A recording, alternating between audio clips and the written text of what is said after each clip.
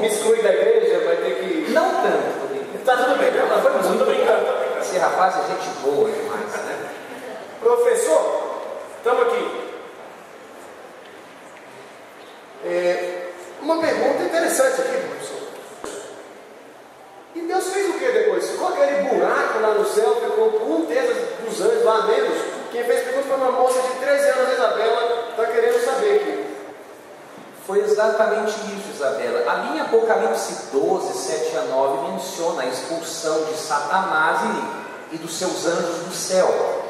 E aí você percebe, vou ler esse texto, 2 Pedro 2,4, que realmente eles foram reservados para juízo e que realmente ficou esse vazio lá. Então 2 Pedro 2,4 diz assim: pois Deus não poupou os anjos que pecaram, mas os lançou no Guiena, prendendo-os em abismos tenebrosos, a fim de serem reservados para o juízo. Então realmente eles não estão no céu e ficou este buraco lá. Ok. Professor, temos mais uma pergunta aqui, falando sobre anjos. Quando a pessoa morre, o que acontece com o anjo dela? Nós não temos uma revelação assim tão direta na Bíblia, mas o que nós sabemos é o suficiente para crermos que o anjo da guarda da pessoa nunca a deixa, até mesmo na morte. E qual é o texto que pode nos dar um vislumbre disso? É esse texto conhecido nosso, Salmo 34, verso 7. Só uma correção, queridos, quando eu li, eu tentei ler o termo grego aqui de 1 Pedro 2,4, não é Guiena, é Tártaro no original, tá? Só para essa correção aqui, que eu gosto de ler o termo ali, para você perceber que essa palavra inferno que existe nas traduções não é bíblica, né? Era Tártaro ali. Então, o Salmo 34, 7, o anjo do Senhor acampa-se ao redor daqueles que o temem e os livra. A palavra acampar dá uma ideia de realmente armar uma tenda, fazer uma casa ao redor do indivíduo. Então o anjo de Deus realmente faz literalmente morada no ser humano. Então isso me leva a crer que até mesmo na morte os filhos de Deus têm a sua sepultura guardada pelo seu anjo. Professor, o senhor falou sobre o inferno. Disse que não tem essa palavra inferno na Bíblia. No original não, mas nas traduções infelizmente existem. Mas veja aqui, e aquela história do rico e do Lázaro, aquilo não é o inferno, não? Ou então será que aquilo não é o purgatório? O que está dizendo aqui naquela história do rico e do Lázaro da Lucas? Jesus próprio falou aquilo lá? Como é que a gente entende? Você sabe, Vitor, que esse texto é um dos mais utilizados para defender a doutrina da imortalidade da alma. Lucas 16, 19 a 31. Esse aqui é um texto que eu levaria muito tempo para explicar, assim, como nós já estamos aí indo para o final, não posso dizer muito nele, mas eu vou lhe dar algumas dicas para você entender esse texto. Em Lucas 16, 19 a 31, está num bloco de texto, que se chama perícope, está num bloco de texto onde Jesus conta uma série de parábolas para ele ensinar lições espirituais. Por exemplo, a perícope ou bloco de texto que trata do mesmo assunto começa no capítulo 16 e vai ao capítulo 17, versículo 10. Como que nós sabemos isso? Porque no capítulo 16 ele começa a falar com um público diferente e no capítulo 17 e 10 ele termina de conversar com esse público e aí se dirige a outro. Então o bloco de assunto vai daqui a aqui. Então quando você vê a Bíblia dividida em capítulos e versículos, nem sempre é uma divisão exata, porque a divisão tem o propósito de nos ajudar a encontrarmos os textos. Mas o assunto vai do capítulo 16 até o 17, verso 10. E neste bloco de texto Cristo conta a parábola do administrador infiel, ou melhor, é desde o capítulo 15, queridos, a perícope, o bloco. A parábola da ovelha perdida, da dracma perdida, que era a moeda, a do filho pródigo, do administrador infiel, e por último vem a história do rico Lázaro. Então, por uma própria questão contextual, dizer que a história do rico e Lázaro é literal e que as outras parábolas são parábolas não é correto.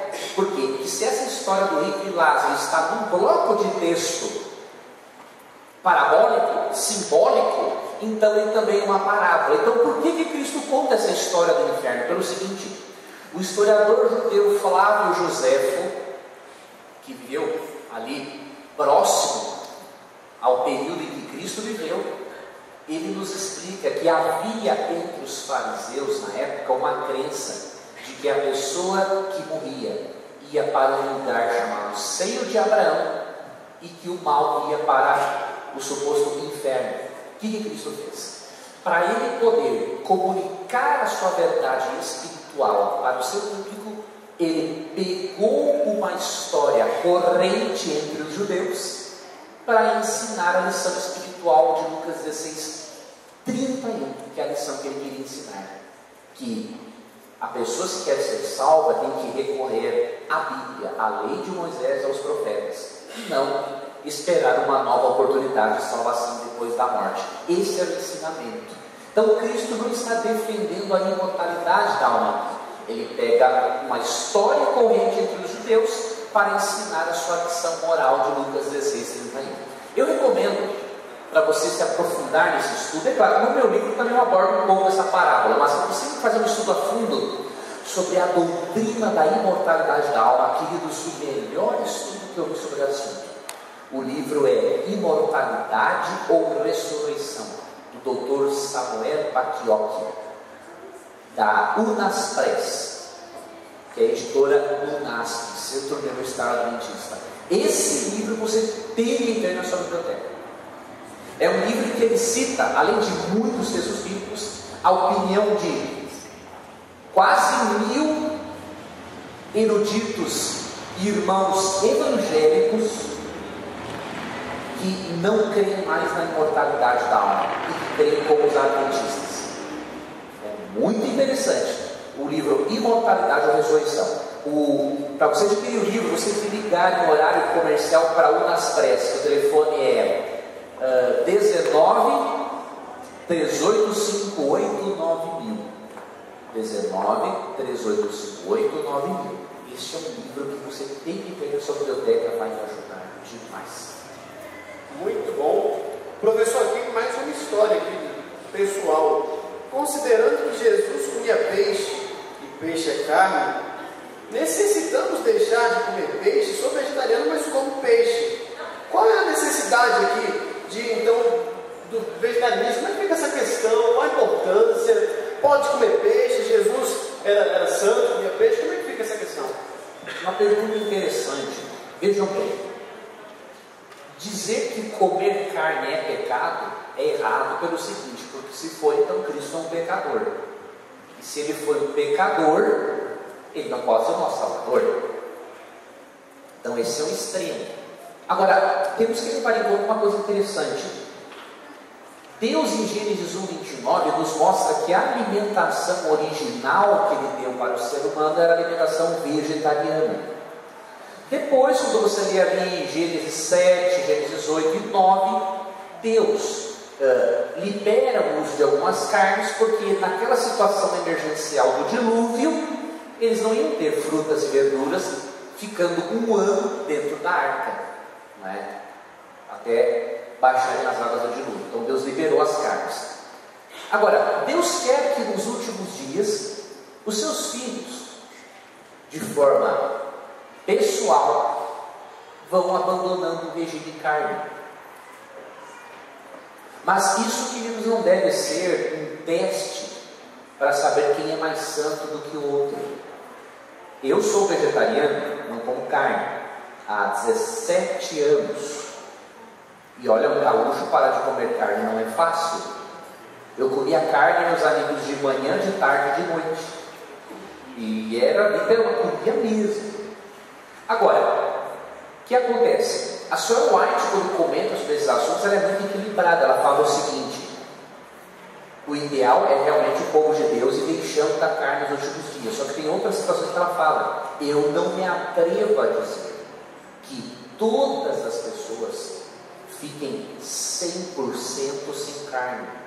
Algumas usam um pouquinho, porque alguns organismos não se adequam bem a verduras. Então, às vezes, um pouquinho de carne é recomendável. Em alguns momentos, Ellen White fazia uma separação entre o peixe e as demais carnes. Interessante. Então, isso nos mostra o quê? Que você pode, se você é um vegetariano e come só o peixe, você está num excelente caminho. Agora, é bom você descobrir a origem desse peixe, ter certeza que não é um peixe de couro. Sabe por que não devemos comer o peixe que não tem escamas? A Bíblia fala, né, em Levítico 11. É o seguinte, queridos, o peixe de couro, ele é carniceiro. Ele come toda a carniça e podridão que ele encontrar no fundo do mar. Então, por exemplo, é comum os pescadores, mas isso a Bíblia não fala, não é? É comum os pescadores, quando encontram um corpo humano morto, ele está cheio de camarão. Quando o camarão come corpo humano. Peixe de couro come corpo humano. Então, quando você come peixe que não tem escama, saiba que você está comendo corpo humano ou carniça de tabela. Então, quando Deus fala que é para comer o peixe de escama, é porque o peixe de escama, ele não é carniceiro. E aí não vai estragar a sua saúde. Tá? Então, você está no excelente caminho. Se chegar um dia em que você abandone até mesmo o peixe, melhor ainda. Mas enquanto isso, saiba que você está num excelente caminho. Deixar a carne vermelha e o frango, que é cheio de hormônio, é um grande passo, é uma grande vitória. Agora, deixe da carne se você estiver aí comendo frutas, verduras, substituindo-as e fazendo atividade física. Tá? Não adianta sermos vegetarianos e não praticarmos atividade física. Sabe por quê? Adianta, mas não adianta muito. Foi comprovado no estudo. Eu li esse estudo tem algumas semanas que o sedentarismo está matando igual ao fumo. Você sabia disso? E mais, se eu não me engano, em 2008, o sedentarismo foi responsável por 10% das mortes no mundo. Então, é bom ser vegetariano, é muito bom. Agora, se você é vegetariano e não faz atividade física, você não está no ideal, não. A reforma de saúde envolve utilizarmos os 8 remédios da natureza. Não é só a questão da carne. E um dos remédios da natureza é exercício físico. Pastor, pergunta então aqui sobre astronomia, mais ou menos aqui. Em Gênesis 1 diz que os luzeiros, sol e as estrelas foram criados para fazer a distinção entre dias, meses e anos. Mas essa criação só aconteceu no 4º dia. Como se ainda não havia essa forma de medir o tempo, podem ter ocorrido os 3 primeiros dias da criação. Como é que passou 3 dias se não tinha sol para fazer a distinção entre dias ainda? É muito inteligente. Muito inteligente. Como que explicamos que existia luz no primeiro dia da criação, sendo que a Bíblia menciona em Gênesis aqui 1 que o sol e a lua foram criados no 4º dia? Aqui tem uma coisa interessante. Primeiro, não é só o sol e a lua, não é só o sol que é fonte de luz, não é o único astro que é fonte de luz no universo. Então Deus poderia ter chamado essa luz de um outro astro, de uma outra estrela, ou essa luz poderia ter vindo do próprio Deus, porque Deus é um ser glorioso. Agora, especialistas em hebraico têm explicado uma coisa interessantíssima. Aqui em Gênesis 1:14, quando diz assim: haja luminares no firmamento do céu para separar o dia da noite, essa palavra aqui no hebraico, ela também pode ser traduzida pelo seguinte: não fazer vir o sol e a lua no sentido de criá-los naquele exato momento, mas fazê-los aparecer no nosso sistema solar. Então aqui Deus poderia estar dizendo também que Ele poderia estar chamando o sol e a lua a aparecerem melhor no nosso planeta, dissipando a neblina que havia no nosso planeta. Então, foi no quarto dia que a luz desses astros chegaram de forma mais direta no nosso planeta. Então, pelo hebraico é possível se traduzir assim. Então, a Bíblia não está se contradizendo. Deus realmente criou o Sol e a Lua, mas aqui no hebraico o sentido principal parece ser realmente que Ele chamou-os a aparecer no quarto dia da criação, mas que eles já existiam antes. Então não vemos aqui uma contradição entre o relato da criação e a ciência. Professor, agora uma pergunta feminina também. Eu gostaria de saber como uma grávida transladada terá a possibilidade de dar a luz no céu. Interessante? Então, como que vai ser isso? De que modo, né? A criança vai ali agora dentro da barriga da mãe. Como é que é isso? Para essa pergunta, só uma resposta. A de Deuteronômio 29, 29.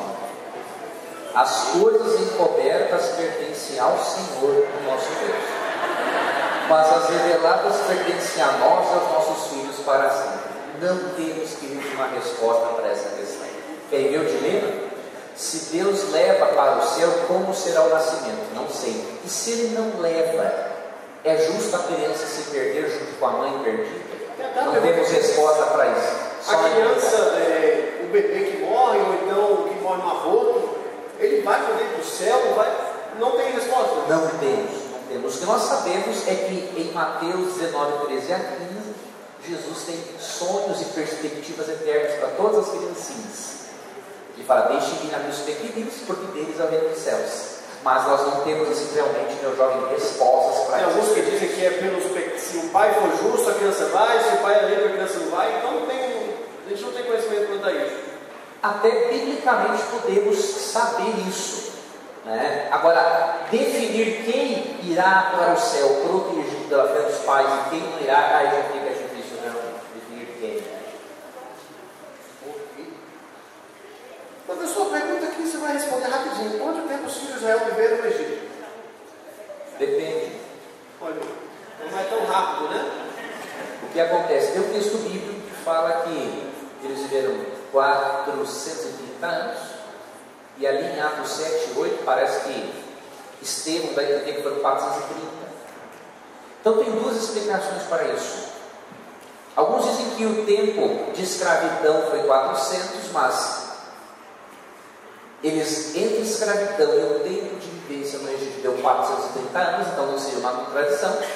E há eruditos que acham o seguinte, que quando Estevão citou esse evento, ele teve realmente, ele arredondou o número, teve um lapso de memória, e isso é possível acontecer, porque quando Deus inspira o profeta, Deus não tira a personalidade e a humanidade do profeta, então ele pode ter tido um lapso de memória. Então, qualquer uma das duas explicações que você aceitar não vai contradizer. Então, a Bíblia tem opinião, seja o escritor, não é tudo ali, Deus que escreveu diretamente. Você citou uma coisa agora, muito importante para a interpretação da Bíblia. Uma coisa comum que as pessoas cometem é o erro pensar que tudo que a Bíblia registra ela prova. Então, esse é um princípio hermenêutico de interpretação fundamental. Ao estudarmos a Bíblia, tenhamos em mente que nem tudo que ela registra ela prova. A Bíblia registra a poligamia, não quer dizer que Deus aprova.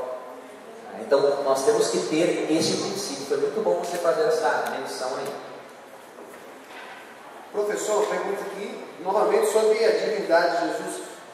Se Jesus é Deus, como entender o texto de Colossenses 1,15 que diz que Ele é o primogênito de toda a criação? Primogênito não é o filho mais velho? Sim. Como é que é isso? Na nossa cultura ocidental, primogênito é o filho mais velho. Nasceu, né? Na cultura oriental também, mas nem sempre. Sabia que nem sempre na cultura oriental primogênito é o primeiro filho criado? Para você interpretar Colossenses 1,15, você tem que ler o Salmo 89, versos 26 e 27 e entender o significado do termo grego para primogênito do texto. Olha o que diz o Salmo 89, 26 e 27. É bom você saber disso para você ajudar os nossos amigos testemunhos de Jeová. Salmo 89, 26 e 27. Aqui está falando de Davi, não é? Ele me dirá: Tu és o meu Pai, o meu Deus, a rocha que me salva. Também eu o nomearei meu primogênito, o mais exaltado dos reis da terra. Eu pergunto, será que a Bíblia está errada? Aqui é dito que Deus nomeou Davi como primogênito, mas nós sabemos que entre 8 filhos, ele era qual filho? O caçula. O caçula foi chamado de primogênito por quê? O próprio texto explica: o mais exaltado dos reis da terra. O termo primogênito, ele não significa na Bíblia apenas primeiro filho criado. Ele significa o primeiro numa ordem de importância.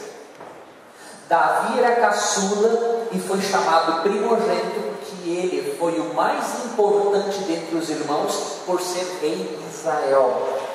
Cristo é chamado de primogênito não por ele ter sido criado, mas por ele ser o primeiro em importância. E por que ele é o primeiro em importância? O verso 16 e 17 diz de Colossenses 1: porque ele é o Criador de todas as coisas.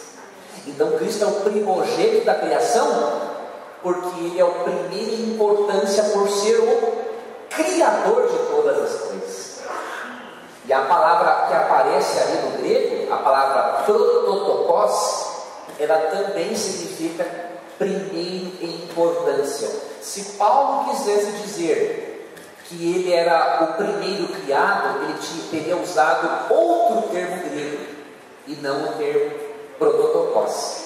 Então Cristo é o primogênito da criação, no sentido de ser o originador da criação, o primeiro em importância, e não no sentido de ser criado. Professor, pergunta complicada.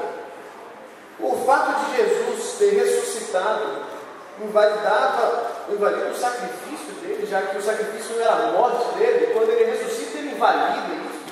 Como é que fica essa questão de Jesus ressuscitar? Não, na verdade é o seguinte. Essa é uma pergunta interessante. Romanos 6, 23 diz: o salário do pecado é a morte.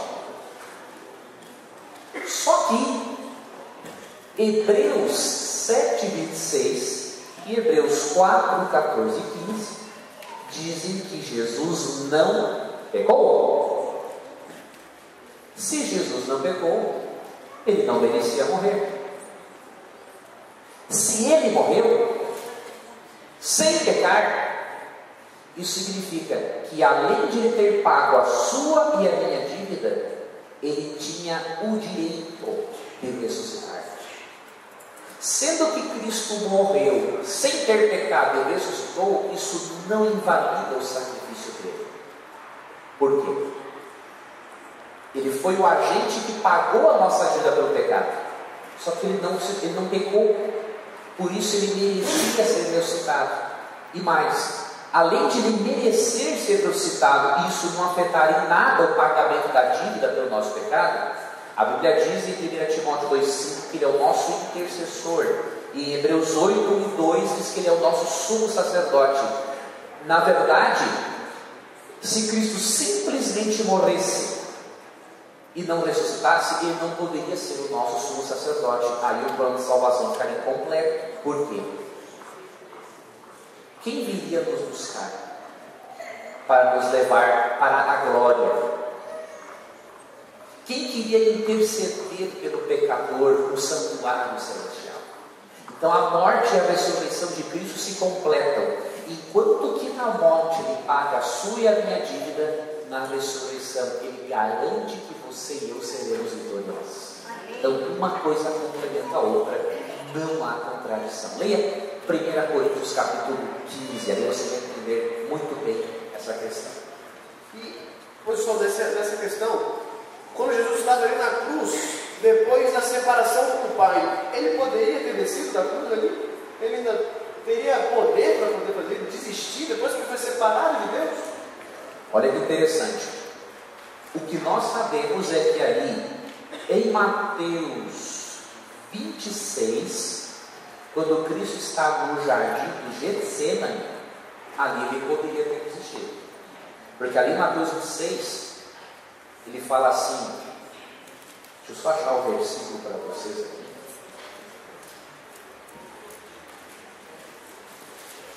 Quando ele está em profunda angústia, com medo da morte e recebendo os pecados da humanidade, em Mateus 26, 39, ele fala assim: meu Pai, se for possível, afasta de mim este cálice. Contudo, não seja como eu quero, mas sim como tu queres. Ele teve medo. Teve medo da morte. Aqui, se ele quisesse, ele poderia ter desistido. E neste momento, queridos, imagine a expectativa do universo. Pior, imagine a expectativa de Enoque, Moisés e Elias, que estavam no céu com o cheque pré-datado. Para eles permanecerem lá, eles tinham que morrer na cruz e pagar a dívida pelo pecado deles. Vocês imaginam se Cristo volta? Deus ia ter que chegar e dizer assim: Moisés, sinto muito, desce. Era o que aconteceu, meus amigos. Então aqui ele podia ter desistido. Ali na cruz, como ele já tinha recebido os pecados da humanidade, foi castigado no lugar da humanidade, não temos assim evidência de que ali ele pudesse. Ali ele já, mas aqui ele podia ter desistido. Graças a Deus que ele não desistiu. Amém. O professor pergunta que os salvos vão assistir à destruição dos ímpios depois do milênio. E a pessoa complementa aqui: se um familiar meu estiver lá, como eu vou me sentir vendo essa cena, meu querido queimando? Olha que pergunta interessante. Olha bem, Apocalipse, eu não vou ler os textos agora por causa que o tempo não está avançando. A gente acredita. Você acredita? Acredita. Então, tá bom. Qualquer coisa, anote, irmãos, para conferirem, né? Como fazer os perianos em Atos 17:11. Certo? Paulo falava e eles o quê? Conferiam, né? Assim tem que ser. Em Apocalipse 28:10 diz que realmente, quando a cidade santa descer, Deus vai destruir, vai castigar e depois destruir aqueles que não aceitaram a salvação, porque Deus não pode permitir que o pecado se perpetue no universo.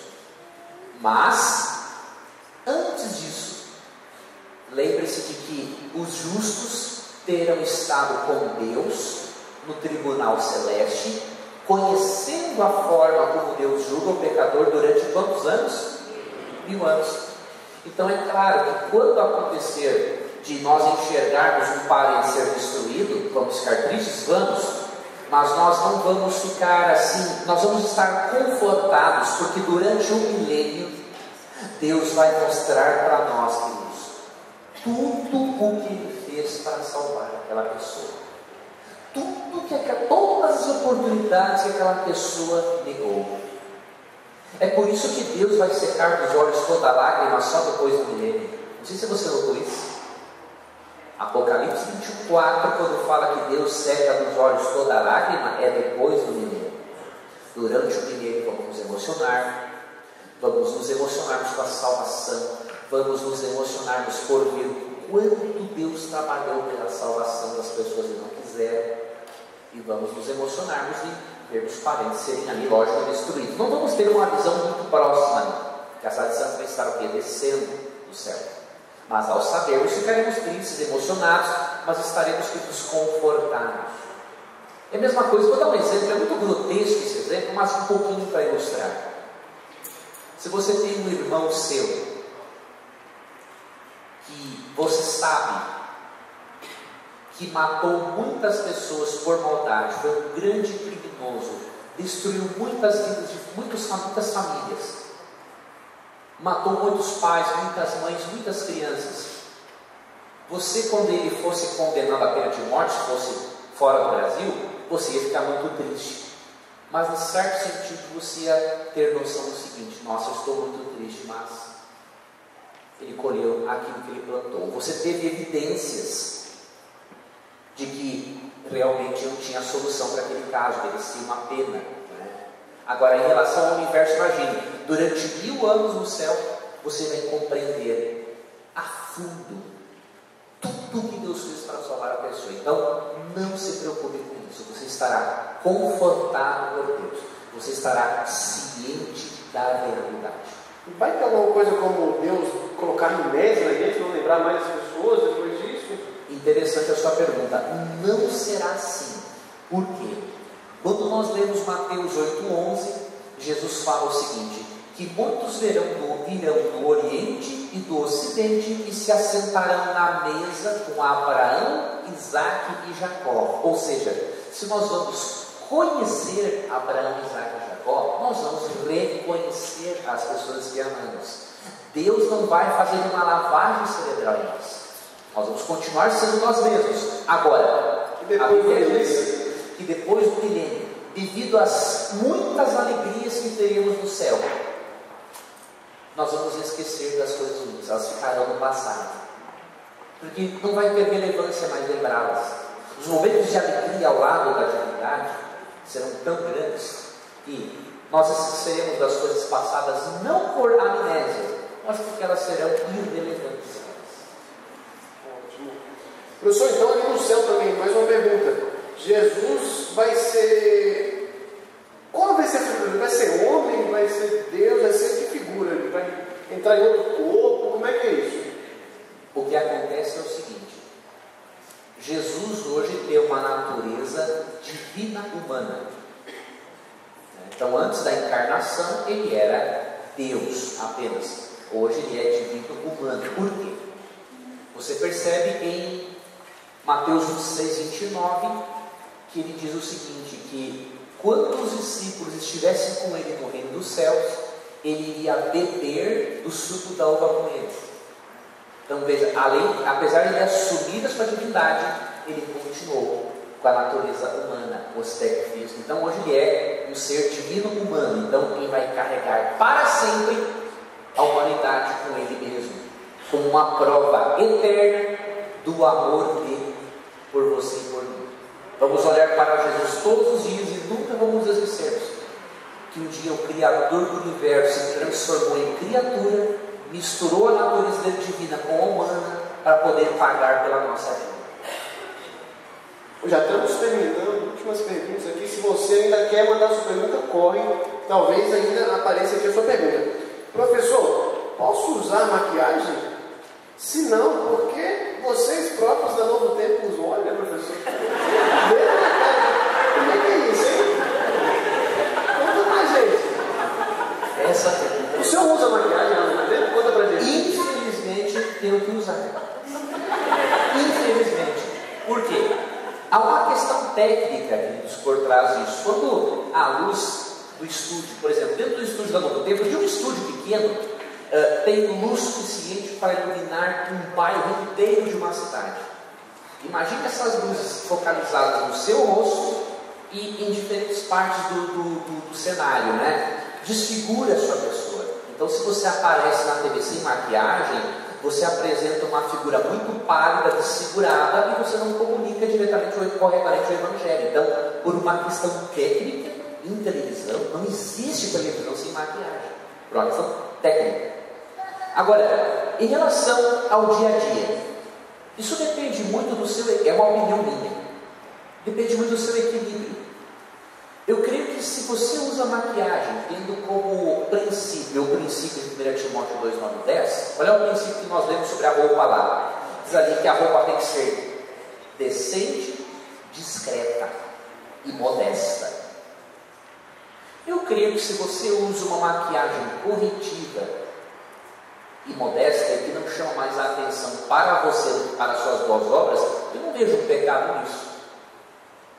Agora, tem pessoas que exageram. Aí você já está indo para o lado da vaidade. Agora, tem um outro aspecto.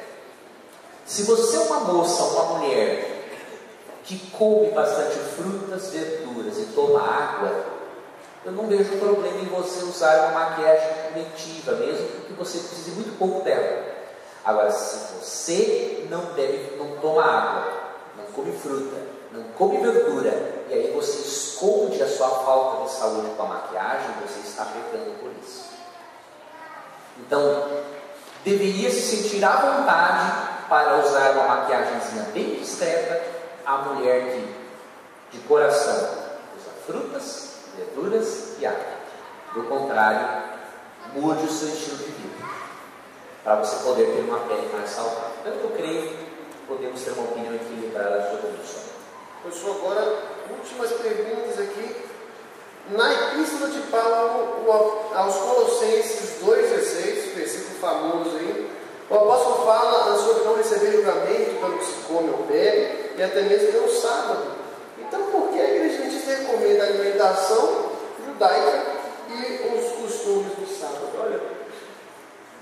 Colossenses 2,16, há um princípio bíblico, queridos, interessante. Quando Paulo falou em 2 Timóteo 3,16 que toda a Escritura é inspirada por Deus, existiam os livros do Novo Testamento? Não existiam. Então, qual era a Bíblia do apóstolo Paulo? O Antigo Testamento. Em João 5,39, quando Cristo afirma: examinais as Escrituras, existia o Novo Testamento? Qual é que era a Bíblia de Jesus? O Antigo Testamento. Por que eu disse isso? Nunca um texto do Novo Testamento vai contradizer o Antigo Testamento. O que ele vai fazer é reexplicar alguns aspectos do Antigo Testamento que foram entendidos equivocadamente pelas pessoas. Então, na verdade, não existe Antigo e Novo Testamento. A Bíblia é uma coisa só. Existe essa nomenclatura para nós podermos definir os livros que foram escritos antes de Jesus e os livros que foram escritos depois de Jesus, mas a Bíblia é uma coisa só.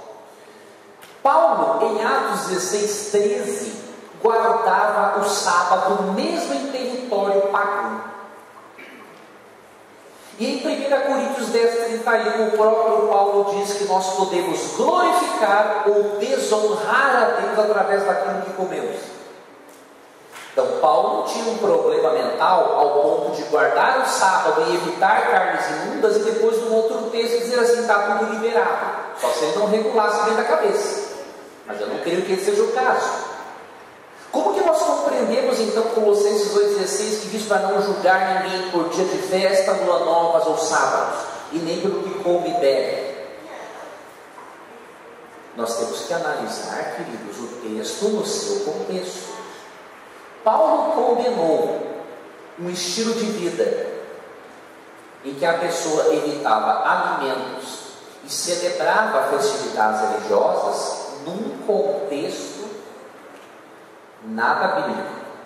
Quer ver? Verso 18 de Colossenses 2. Não permitam que ninguém tenha prazer numa falsa humildade e na adoração de anjos os impeça de alcançar o prêmio.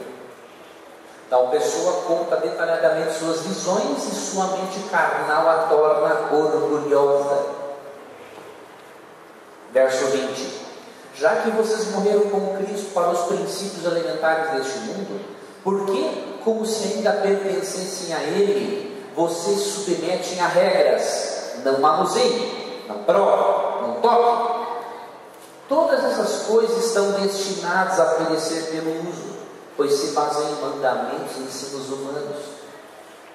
Essas regras têm de fato a aparência de sabedoria, com sua pretensa religiosidade, falsa humildade e severidade com o corpo. Grave essa expressão. Mas não tem valor algum para refrear os impulsos da carne. Paulo está condenando um tipo de alimentação, um tipo de festividade religiosa praticada num contexto em que os colossenses adoravam anjos e praticavam o rigor com o corpo. Havia uma filosofia ascética naqueles dias e que, se você não desse prazer ao seu corpo, você atingiria um nível espiritual elevado. Então, o que acontecia? Os ascetas ensinavam a você a não desfrutar do prazer físico do alimento e ensinavam a pessoa a observar festividades cerimoniais do Antigo Testamento como um meio de salvação. Nesse contexto, Paulo diz que ninguém deve julgar os outros pelo comer ou não alguma coisa, Por quê? Porque o comer ou não alguma coisa pura não vai determinar o seu grau de espiritualidade. Ele é contra o rigor ascético, que menospreza o físico em detrimento do espiritual. E ele é contra a celebrança de festividades cerimoniais judaicas, festas religiosas também conhecidas como sábados, porque havia descanso naqueles dias, essas festas praticadas num contexto religioso que colocava essas festividades como sendo um meio de salvação no lugar de Cristo. Então este é o contexto da carta aos Colossenses. Se nós o estudarmos, perceberemos que Paulo jamais ia contradizer a própria Bíblia que ele usava. E, professor, estamos tendo que acabar, viu? Últimas perguntas mesmo, acho que talvez mais duas perguntas. Mais duas, né? 15 para as Pode ser, mais duas perguntas, não sei se segura um pouco. Os irmãos são firmes e fortes aí. Professor, Isaías 45:7. Deus criou o mal e agora, hein? Esse texto é muito interessante. Abordo ele também no meu primeiro livro. Por que fala o primeiro livro, irmãos? Porque daqui a uns 2 meses, pela graça de Deus, eu vou publicar um volume 2, com outras questões e com uma diagramação diferente também. Então eu vou explicar esse texto para você. Esse texto é usado pelos ateus para poder colocar dúvidas na sua cabeça. Então, por exemplo, Tiago 1:13 diz que Deus não pode ser tentado pelo mal e não tenta ninguém a fazer o mal. Só que em Isaías 45:7 fala assim: eu formo a luz e crio as trevas, promovo a paz e causo a desgraça.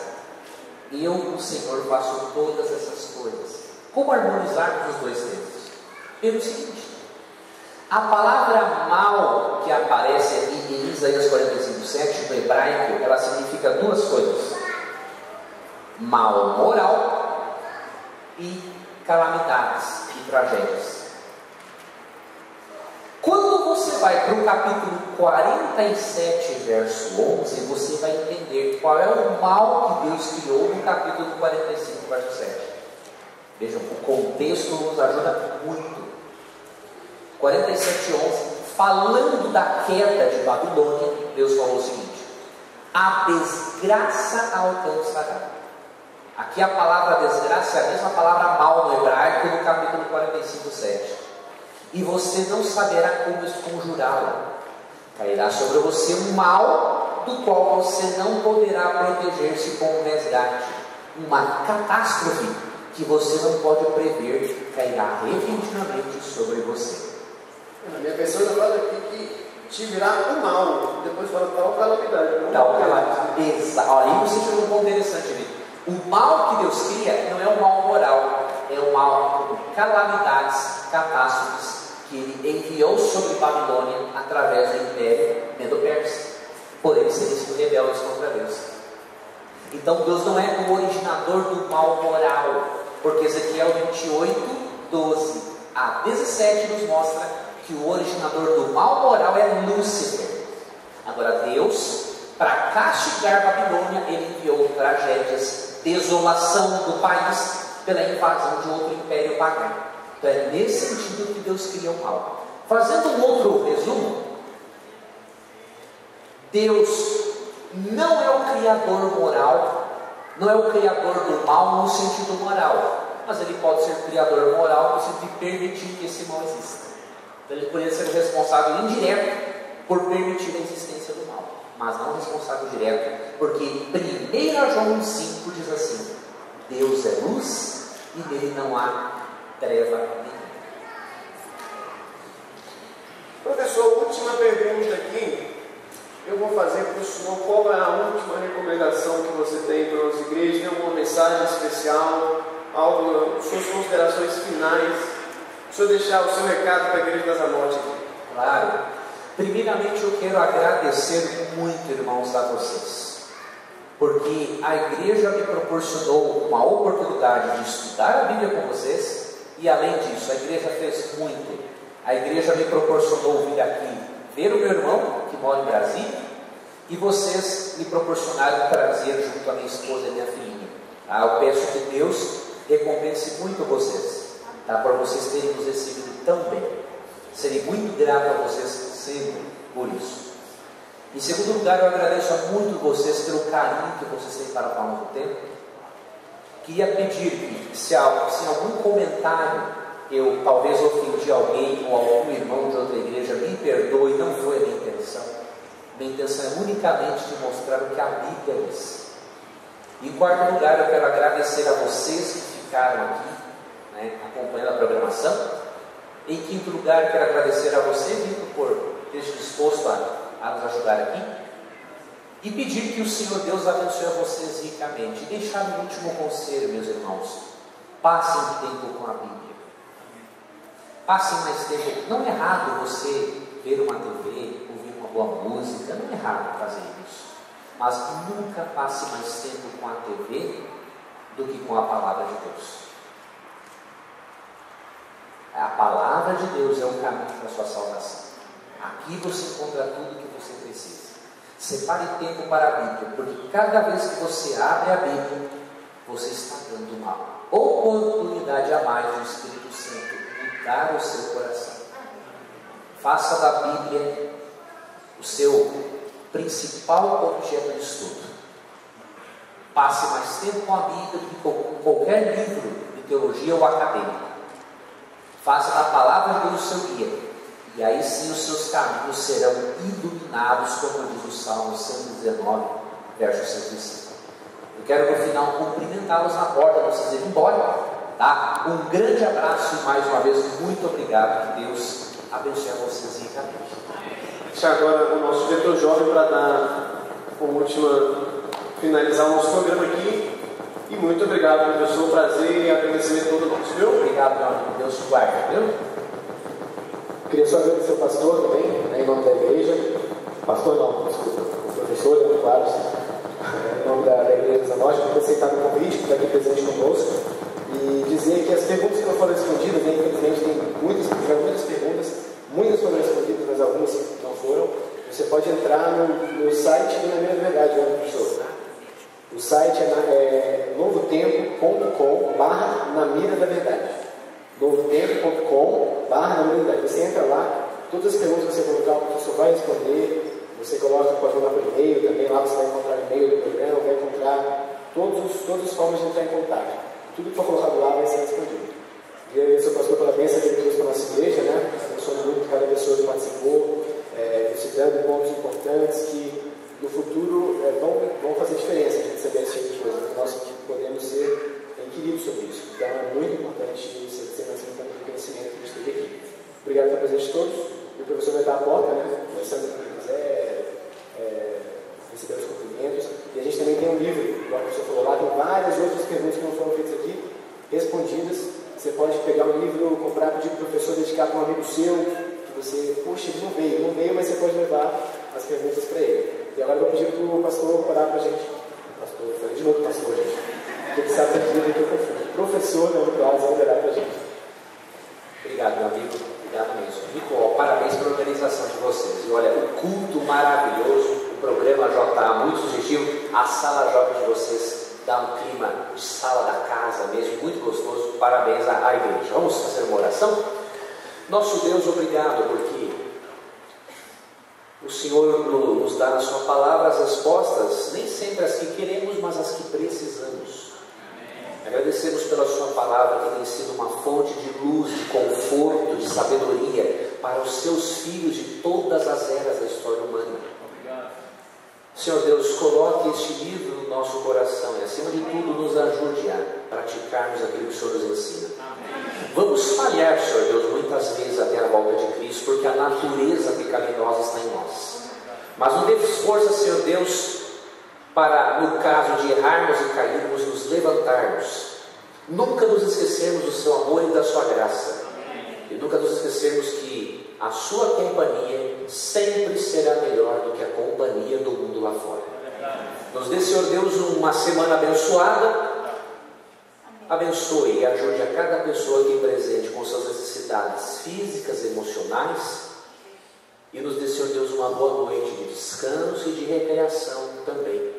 Em nome de Jesus. Amém.